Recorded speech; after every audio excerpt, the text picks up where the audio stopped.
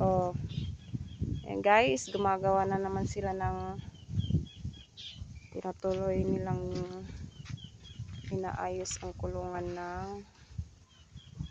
ng ano yun, Cesar? Rabbit. Rabbit. Rabbit po. Ano? Rabbit. Oh. Ano na? Anong parang mapipila yung rabbit nyo ata dyan ah? Tinutulak kaya nagtutulak ka. Nahawakan ko lang. Pa. Ganyan kalala ka ano yung siwang niya? Bakit papa? Bakit? Tanggalin mo kasi ang kamay mo dyan. Bakit? Gaganyan ba ng rabbit kong paa niya? Oo. Malulusot. Hindi. Kasalanan niya na. Patakangat na oh. Kangat na. Yan, padeba. Tingin mo. Ha? Tingin mo nga. Yan.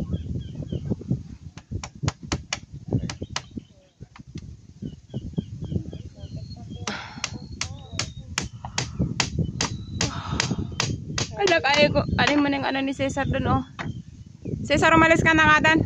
Tingnan mo, mga yan, oh. Nagkalat na, oh. Oh. Pupulotin mo yan, hindi.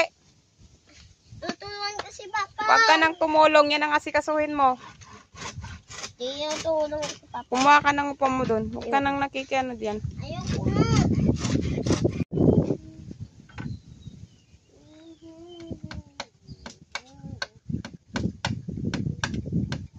Umalis ka na dyan, Cesar.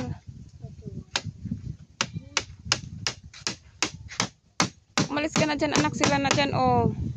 Hawakan ko. Umalis ka na nga dyan, sabi. Ito, kabawang lang rabbit natin. Hala? Dali mo yung upuan dun banda, oh. Huwag dito kasi mainit, oh. Pinagagawa ko sa'yo, yun ang atupagin mo. Ayoko. Ayan guys, ang bunso kong makulit. Ha? Pinag-aaral ko eh. Ayaw. Gusto niyang makialam dito sa trabaho ng ama niya. Huwag mong ginaganyan, di ba sabi ko sa'yo, lapis ang gamitin mo. Malis ka na, madugsol ka pa dyan. Busy si papa niyang gumagawa ng kulungan ng rabbit ni Cesar. So, ayan guys. Mabubuo na rin ang kulungan ng rabbit. Sana ay maging ayos yung kulungan mo. Ang ginagawa. Kulong na natin dyan si Eric. Joke lang. Ano? Isang ngiti naman dyan.